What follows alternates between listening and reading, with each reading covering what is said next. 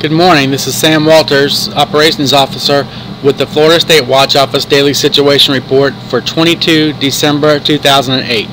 The State Emergency Operations Center is currently at a Level 3 or monitoring activation status. Nuclear power reactors at Turkey Point, St. Lucie, Crystal River, and Farley are all operating at 100% capacity. All major airports and seaports are reporting no major issues at this time. And now to Amy Godsey for a weather brief.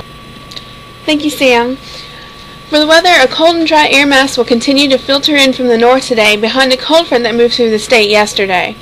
The cold front will move off the southeast Florida coast this morning around sunrise, with high pressure building into the region from the northwest. Lingering clouds behind the front will also move south today, so mostly sunny skies are expected statewide by the afternoon. The dry air and breezy conditions across the northern half of the peninsula today will result in an increased risk of wildfires today. A red flag warning is in effect until around 8 p.m. tonight for the entire Florida Panhandle and Big Bend, and until 6 p.m. this evening across northeast Florida and inland and western portions of central Florida. Clear skies, light winds, and an already chilly air mass will allow temperatures to drop into the upper 20s and low 30s across inland sections of the Florida Panhandle, Big Bend, and western Suwannee Valley tonight, and a freeze watch is in effect for western Suwannee Valley counties near I-75. This includes Hamilton, Suwannee, Gilchrist, and Columbia counties. Patchy areas of frost will also be possible across portions of North Florida late tonight. Otherwise, mid to upper 30s are expected along the Panhandle coast and across the majority of northeast Florida, with lows in the low 40s to low 60s expected across much of central and south Florida tonight. Along the coast, north winds this morning will create a moderate risk of rip currents along west central and southwest Florida beaches today. The risk of rip currents will decrease this afternoon as the winds shift to the northeast.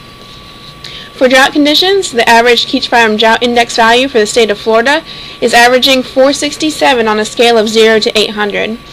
Currently, 75% of Florida currently has KBDI values above 400, with 54% of Florida having KBDI values above 500. With these increasingly dry soils in the peninsula and favorable atmospheric conditions for the development and rapid spread of wildfires across much of the state today, a higher chance for wildfires is expected to continue this week.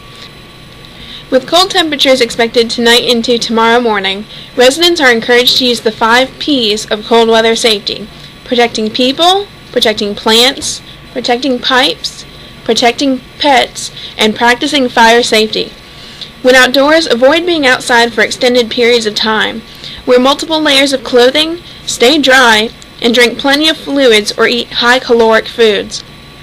Indoors, be aware of the fire danger with candles, fireplaces, and space heaters. Keep flammable materials away from these heat sources, and make sure carbon monoxide and smoke detectors are installed and working properly.